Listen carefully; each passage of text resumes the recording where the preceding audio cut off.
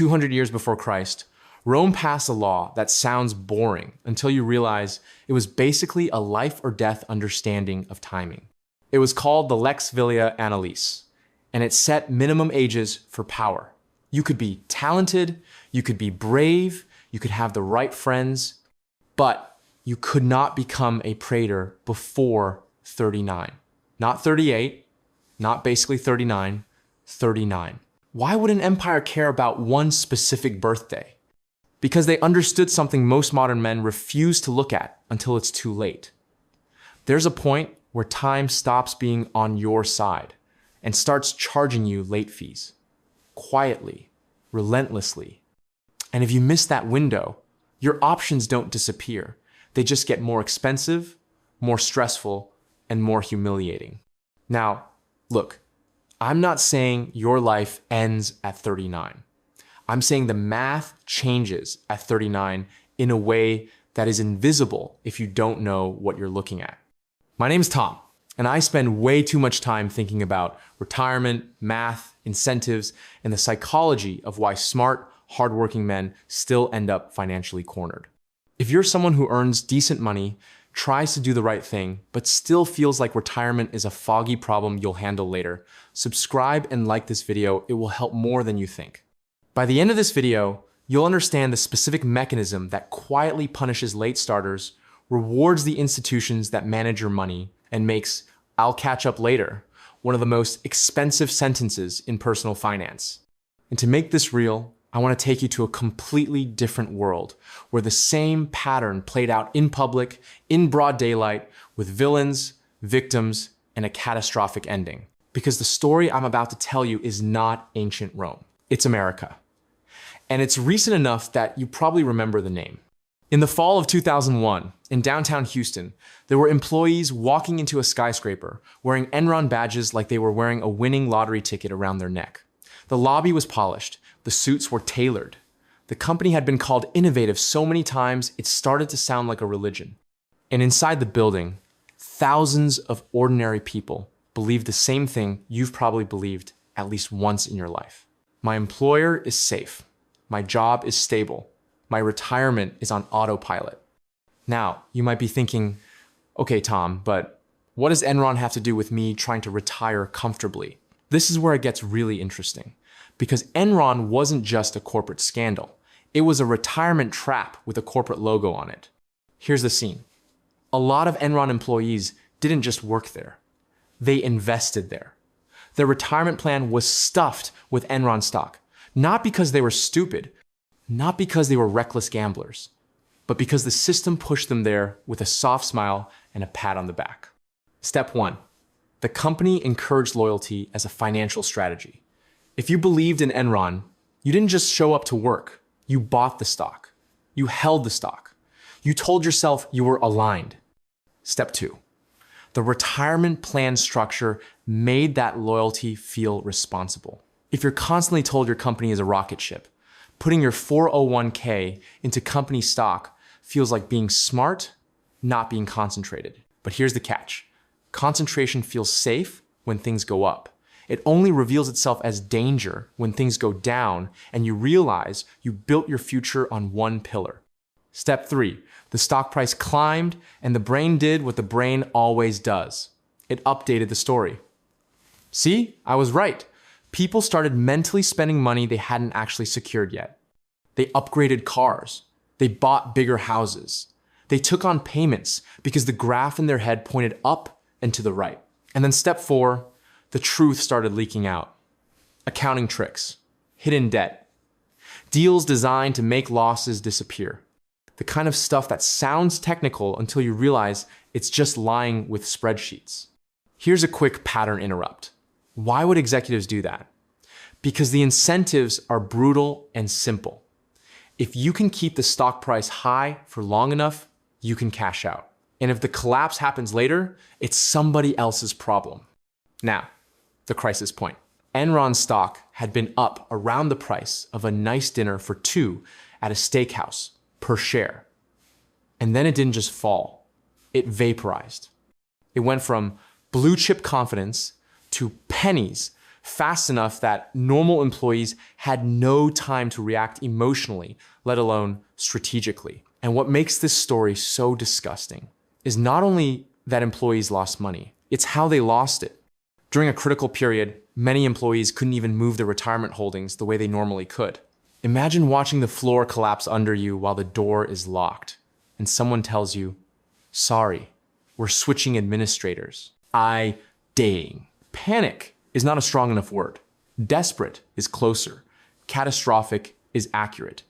People lost their jobs and their retirement at the same time. That is the nightmare scenario. It's the financial version of losing your engine and your parachute at the same moment. Now you might be thinking, yeah, but that's Enron.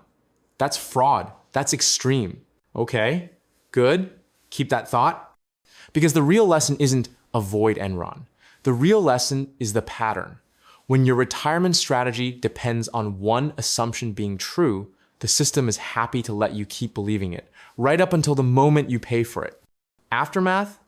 Executives with the right timing walked away with fortunes or protected themselves. The institutions got fees, got deals, got settlements, got to keep functioning. And regular employees were left with losses, lawsuits, and the kind of bitter life lesson that doesn't show up on a spreadsheet.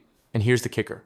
Most people watching that from the outside still didn't change their behavior because they told themselves the same comforting lie you've probably used.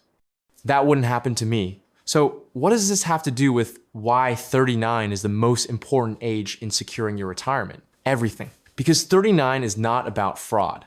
39 is about the moment the math stops being forgiving. When you're 25, you can be sloppy and still win. Not because you're special, because time covers your mistakes like a rich uncle who keeps paying your bills. When you're 39, time is still on your side, but it's no longer your servant. It becomes your business partner. And business partners don't work for free. Let me give you the most uncomfortable statistic in personal finance, and I want you to actually hear it. Roughly half of American households don't even have a retirement account. Not, they don't have enough. They don't have one. And among the households that do have retirement accounts, only a tiny slice ever reaches $1 million inside them. Now, I know what you're thinking. Tom, $1 million is a flashy internet number. Sure, it is. But here's why it matters. Whether your number is $500,000 or $2 million, the mechanism is identical. The later you start, the contribution required becomes less like saving and more like self-punishment. And the reason 39 matters is brutally practical. It's the last age where an average high-earning man can still solve retirement with a calm system instead of a frantic sprint. Let's do the math the way real life does it. Not with inspirational quotes, with cash flow. Assume you want to build a retirement portfolio of around $1 million by your late 60s. Not because that number guarantees luxury, but because it gives you options. It gives you breathing room. It lets you handle healthcare costs, market volatility, and the fact that life loves throwing curveballs right when you think you're done. Assume you invest consistently in a diversified portfolio, and over decades, you earn about 7% per year on average. Not guaranteed, not smooth, but plausible over long periods. If you start at 39, and you have about 28 years until your late 60s, the monthly investment required to reach $1 million is roughly around $1,000 a month. $1,000 a month. That's not fun. But it's not insane. For a lot of men watching this, $1,000 a month is cancel a few dumb subscriptions, stop financing your ego, and redirect the money into your future self. Now, delay 5 years. Start around your mid-40s. Now your timeline is shorter. The monthly amount is not $1,000 anymore. It jumps closer to $1,500 a month. Delay another 5 years, start around your late 40s, now you're looking at something like $2,300 a month. Now you're asking yourself, wait, why did it jump that much? Because compounding is not linear. It's not a friendly, straight line. It's a curve. And when you shorten the time, you don't just lose years. You lose the most valuable years. The years where the money you already saved starts doing heavy lifting. One more step. If you procrastinate until your mid-50s and try to build the same $1 million by your late 60s, you're not talking about $2,000 a month anymore. You're talking about roughly $4,000 a month. And if you wait until your early 60s, you're talking about something like $7,000 a month. At that point, you're not saving. You're begging the math to forgive you. And the math does not have feelings. This is why 39 is the inflection point. It's the last age where the monthly number still fits inside a normal, disciplined budget without turning your entire life into punishment. But here's the part most people miss. The math isn't the only thing changing at 39. Your psychology changes too. At 39, a lot of men are in a dangerous middle state. You're not young enough to feel invincible, but you're not old enough to feel urgency every day. You're experienced enough to make more money than you made in your 20s, but you still have the mental habit of thinking, I can fix this later. And that sentence is the trap. Because later is not a time. It's a story you tell yourself to avoid making a trade-off today. Look, the reason retirement is so hard for smart men is not that they can't understand compound interest. It's that retirement requires you to emotionally care about a person you haven't met yet, your future self. And your brain is terrible at that. Your brain treats future you like a stranger, like some guy you'll never meet. So it becomes incredibly easy to steal from him. You steal from him every time you inflate your lifestyle without a plan. You steal from him every time you finance something because it feels affordable monthly. You steal from him every time you keep your 401k contribution low because you want your paycheck to look bigger. And the institutions love this, by the way, because you being undisciplined is profitable. Now you might be thinking, Tom, are you saying the system is rigged? I'm saying the system is designed to function even if you lose. It doesn't require you to win. It requires you to participate. That's a very different relationship. And it's why I'm telling you 39 matters. Because 39 is the age where you can still flip the script before the required effort becomes extreme. Here's the second uncomfortable statistic. A huge chunk of full-time working Americans don't even have access to a retirement plan at work. Not they don't use it, they don't have access. And even among the ones who do have access, a huge number don't participate.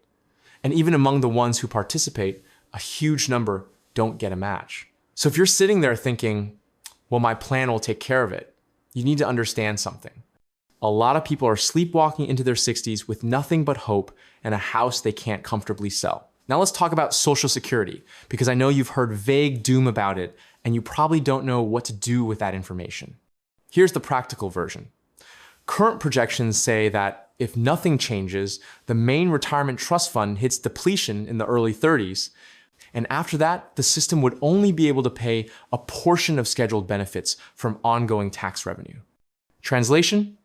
You might still get something, but the promised number could get haircut. Not to zero, but enough to matter. So what's the point? The point is that I'll rely on Social Security is not a plan, it's a prayer. And the most dangerous time to be praying is when you're in your 40s and 50s, because you still have time to build an actual plan, but your brain keeps telling you that you don't. This is where it gets really interesting, because most retirement advice focuses on tactics. Max your 401k, buy index funds. Don't buy lattes. I'm not doing that. You've heard that 10,000 times. What I'm talking about is the retirement speed problem. Retirement is not a destination, it's a distance. And at 39, you can still cover that distance at a steady pace. But after 39, if you haven't built the engine, you start needing to sprint. And sprinting for a decade is how you burn out, make bad investment decisions, and end up doing something desperate, like dumping money into a hot stock or a weird alternative investment because you feel behind. Which brings us right back to Enron. Desperation makes you concentrate. Desperation makes you chase. Desperation makes you believe stories. Discipline makes you diversify. Discipline makes you automate. Discipline makes you boring. And boring is how you win this game. Now, let me give you a simple framework that doesn't get talked about enough because it's not sexy. At 39, you should stop thinking in terms of how much do I have saved and start thinking in terms of how fast am I building? Because the number you have today is less important than the rate you're adding and the rate it can compound. Here's a reality check.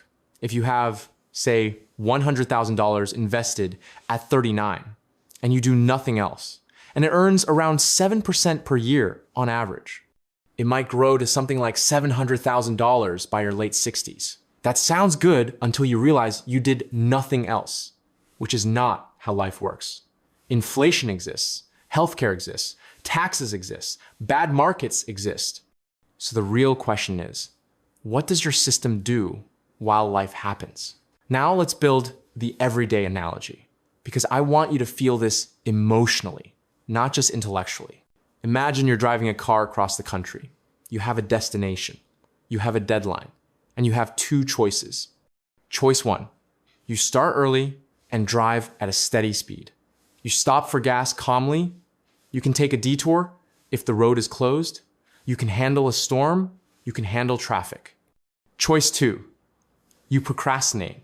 You waste days at the hotel because you feel like you'll drive faster later. And then, when the deadline gets close, you try to drive at double the speed for days straight. You don't sleep. You don't stop. Every problem feels like a disaster. And the probability of crashing goes through the roof. That's retirement. Starting at 39 is starting early enough that you can drive the speed limit and still arrive. Starting later is deciding you're going to do something extreme and hoping the laws of physics don't apply to you. Now, here's the most common objection I hear, and I want to address it directly. But now you might think, Tom, I'm not 39. I'm older. I missed it. Okay. First, don't be dramatic. The point is not to worship a number. The point is to understand the mechanism so you stop lying to yourself. If you're older than 39, the lesson isn't give up. The lesson is stop pretending small contributions will do big work. And if you're younger than 39, the lesson is build the system now while it's cheap. Now, let's expose the real enemy, the thing that makes 39 dangerous: lifestyle creep. Lifestyle creep is the silent theft of your financial future. It happens when you earn more and immediately upgrade everything, but you don't upgrade your savings rate first. And the reason 39 matters is that around that age, many men hit a career plateau or at least a stable peak. The raises might still come, but they slow. The big jumps are less frequent. Meanwhile, obligations tend to stack. Kids, mortgage, cars, helping parents, higher insurance, higher taxes, more responsible adult bills. So if you haven't already locked in a high savings rate by 39, your future contributions become a negotiation with a crowded budget. And that negotiation rarely goes in your favor because your present self is loud and your future self is silent. Now, I'm gonna make this painfully concrete. Imagine you make $100,000 a year. Not billionaire money, just solid money. At 39, if you aim to invest $1,000 per month, that's $12,000 per year, which is around 12% of your income before we even talk about employer match. That's doable if you design your life for it. But if you wait until your late 40s and now you need $2,300 a month, that's around $28,000 a year. That is close to 30% of income. 30%. Now you're not adjusting a budget. You're changing your identity. And most men do not change identity easily.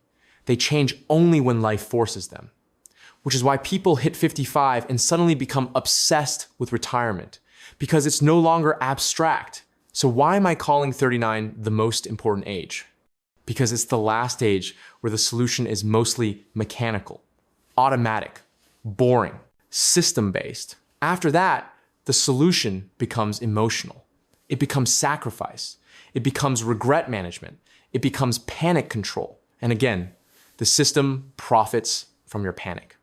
Now let's do a second analogy, because I want to show you how institutions make this worse in a way you can actually see. Imagine you walk into a restaurant and the menu has a default tip button set to 15%. You can change it, but you have to press a small button that says Other, type in a number, and feel slightly awkward. Most people don't change it. They accept the default. Retirement plans do the exact same thing. The default contribution rate in many plans is low, Sometimes it starts around 3%. That sounds responsible. It sounds like you're participating. But here's the catch. 3% is not a retirement plan for most people. It's a participation trophy. And when you accept the default, you're not making a neutral choice. You're choosing a future where you either work longer, live smaller, or take more risk later. Now you might be thinking, okay, Tom, so I'll just increase it. Simple. Yes. But notice how that advice sounds simple and still doesn't happen. Why? Because the real battle is psychological. Increasing your contribution forces you to feel the cost today, and your brain hates that. Your brain would rather accept a vague future problem than a concrete present trade-off. So the game becomes, how do you make the right choice without relying on motivation? That's the real retirement skill. And this is where I'm going to reveal the antagonist, because there is an enemy here. It's not a cartoon villain twirling a mustache. It's a set of incentives that quietly push you toward undersaving. The antagonist is the retirement industrial complex combined with consumer debt culture. Here's who benefits when you delay. Plan providers benefit because they get paid on assets under management. And they don't care if your contribution rate is too low, as long as you're in the system. Employers benefit when the match is structured in a way that sounds generous, but most employees don't fully capture it. Banks and lenders benefit when your lifestyle expands faster than your savings because you become dependent on financing. And the media benefits by selling you either fear or fantasy because calm discipline doesn't generate clicks. Now, how do they hide it? 3 tactics. First tactic, defaults. Low default contribution rates, low default escalation, and complicated settings that require effort to change. Second tactic, complexity fog. They drown you in options, fund names, and fine print so you feel unqualified to take control, which makes you defer to the default. Third tactic, normalization of leakage. They make it feel normal to borrow from your retirement account, cash out when you change jobs, or treat the account like an emergency fund. And once you break the seal, retirement stops being sacred and becomes negotiable. Now, to be fair, sometimes emergencies happen. Real emergencies. But the data shows a meaningful chunk of non-retired adults tap retirement savings in a given year, which means this isn't rare. It's a pattern, and this is where the emotional reframe matters. You are not a victim of bad luck if you undersave. You are a victim of a system that makes the wrong choice easy and the right choice slightly uncomfortable. Your job is not to become a finance genius. Your job is to become a systems designer. So here's the empowerment part. And I'm gonna give you action steps that are not the usual buy an index fund nonsense. Action step 1, and this is immediate, and it's specific. Open your retirement account settings today and look for 2 things: automatic escalation and the contribution type. Not how much is in there, not how did it perform this month. That's entertainment. Look for automatic escalation. If your plan allows it, set it so your contribution rate increases automatically every time you get a raise, or at least once a year, without you having to make a decision again. Here's why this matters psychologically. You're moving the decision from your emotional brain to the calendar. You're turning discipline into default. Now, the second part of this same action step is contribution type, pre-tax versus Roth options if your plan offers both. I'm not telling you which one is best universally because that depends on your situation, but I am telling you to stop being passive. Most people never make a deliberate choice here. They just accept whatever the plan auto-selected or whatever they picked years ago when they made less money in a different tax bracket with different goals. Now you might be thinking, Tom, that sounds technical. It's not technical, it's a lever. And levers matter because what we're doing is building a retirement engine that doesn't rely on your willpower every month. Now, let me make this even more concrete with a simple 39 rule that I wish more men understood. By 39, you should know 3 numbers. 1, your annual spending, not your income. Your spending, because retirement replaces spending, not income. 2, your current invested retirement assets, not your house, not your car, not your stuff, actual invested assets. 3, your savings rate as a percentage of income, including employer match if you have it. Those three numbers tell you the truth, not the feelings, not the hope, not the vague plan. And once you have them, you do one calculation that almost nobody does. And this is why most people stay confused. You calculate your gap.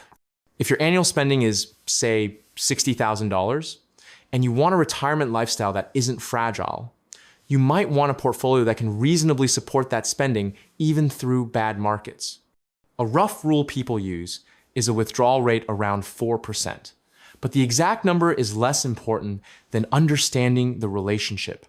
If you need roughly $60,000 a year, you need a portfolio that is in the ballpark of around $1.5 million to be comfortably resilient, depending on taxes, healthcare, and other income sources. Now you're asking yourself, okay, Tom, that sounds huge. How does a normal guy do that? Two ways: time and savings rate. And 39 is the age where you still have enough time to make a normal savings rate work. If you miss that and try to solve it purely with savings rate later, it becomes painful. That's why the system tells you to start anytime, and it's never too late without showing you the required rate. Because the required rate is the scary part. So here's the truth, stated plainly. The retirement problem is not solved by a hot stock, a crypto miracle, or a side hustle fantasy. It's solved by capturing a high savings rate early enough that compounding does the heavy lifting. And the last moment where that is still relatively painless for a high-earning working man is around 39.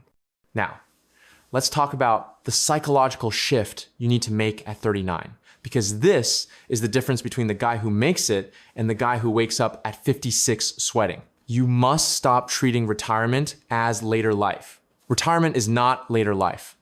Retirement is a bill you are either paying slowly now or paying violently later. And the reason you don't feel it is because the payment is optional today. But the bill is not optional. This is where it gets really interesting. A lot of men think they're being responsible because they aren't in debt and they have savings. But when you zoom out, they're running a hidden deficit. If your savings rate is low, you're not building enough future income. You're consuming too much of your future today. You just don't see it on a monthly statement. Now I want to address another objection I know is coming. But now you might think, Tom, I'm investing, but the market could crash. Yes, it could. The market could crash tomorrow. It could crash next year. It will crash at some point. That's not a controversial statement. That's reality. The question is not, will the market crash? The question is, do you have enough time and enough diversification that a crash becomes a temporary inconvenience instead of a permanent life sentence? And again, 39 is the age where you still have enough runway that a crash can be survived without destroying the plan, if you built the plan correctly. But if you delay, and then you're forced to contribute aggressively in your 50s, a crash becomes terrifying because you don't have time to recover. That's how people get pushed into bad decisions, like panic selling, or chasing risky returns, or concentrating into the next big thing because they feel behind. So let's connect this back to Enron, because the emotional pattern is the same. People didn't concentrate because they were evil. They concentrated because they wanted to win faster. They wanted the shortcut. They wanted to feel like they were ahead. Late retirement planning creates the exact same temptation. It makes men chase shortcuts because steady compounding doesn't feel fast enough anymore. And the financial industry is happy to sell you the illusion of speed. Now, here's the part that might sting. Most men don't fail retirement because they didn't know what to do. They fail retirement because they kept their lifestyle and their identity too expensive. They built a life that requires their paycheck to keep arriving. So the real goal by 39 is not only invest more, it's lower the minimum income you need to feel okay. Because that is freedom. That is resilience. And you don't get resilience by making more money alone. You get it by controlling your fixed costs. Now, I'm not going to tell you to live like a monk. I'm not telling you to cancel joy. I'm telling you to stop financing your ego. Because financed ego is the main reason high-income men still end up broke in retirement. They make a lot, but they keep everything on payments, and they call it normal. If you also is Rao, And it's normal, right up until it breaks. So here's the final empowerment reframe. At 39, you should stop thinking, how can I get rich? And start thinking, how can I become unbreakable? Unbreakable means you have an automatic savings system that increases without you negotiating with yourself. You have diversification. So one employer, one stock, one sector, or one trend cannot ruin you. You have a plan that assumes volatility, assumes recessions, assumes life happens, and you have the humility to accept that boring wins. Now I'm going to give you one more practical move you can do today that most people never do. And it's the exact opposite of basic advice. Go into your 401k and look at fees, not performance, fees. Because fees are the silent assassin of compounding. A 1% difference in fees over decades is not 1%. It's a massive chunk of your future. Most men will negotiate for hours to save a few $1,000s on a car, but they won't spend 20 minutes making sure their retirement money isn't bleeding quietly every year. And the institutions count on that. If you find you're in high fee funds, switch to low-cost, broad index options if they exist in your plan. If you have multiple old retirement accounts scattered around from old jobs, consider consolidating in a way that reduces fees and increases clarity, so you actually manage the system instead of forgetting it exists. Now, you might be thinking, Tom, this sounds like work. Yes, but it's less work than working 10 extra years because you didn't want to do an hour of uncomfortable admin. And that is the entire theme of this video. Do the small, boring, slightly annoying work now while time is still cheap. Because after 39, time starts billing you at a higher rate. That's why Rome picked 39 for power.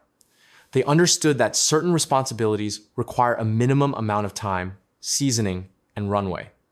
If you wait too long, you don't just lose opportunity, you lose stability. So if you're 39 right now, here's your moment. Not to panic, to lock in the system, set the escalation. Make the contribution deliberate. Reduce the fee bleed. Diversify away from single points of failure. Capture your future raises before your lifestyle captures them first. And if you're older than 39, the message is not shame, it's clarity. Stop pretending small contributions will do big work.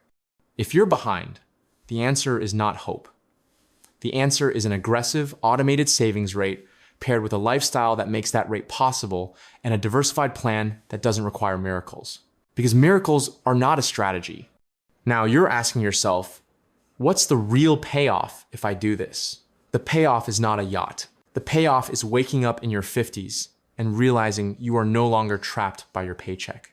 The payoff is having options when your job changes, when your health changes, when the economy changes. The payoff is being able to say no. And that, for a man who's spent his life being responsible, is what retirement security actually means. It's not a number, it's leverage. And 39 is the last age where you can still build that leverage with calm, boring consistency instead of frantic, exhausting sacrifice. So don't treat 39 like a random birthday. Treat it like Rome treated it. A threshold, a gate.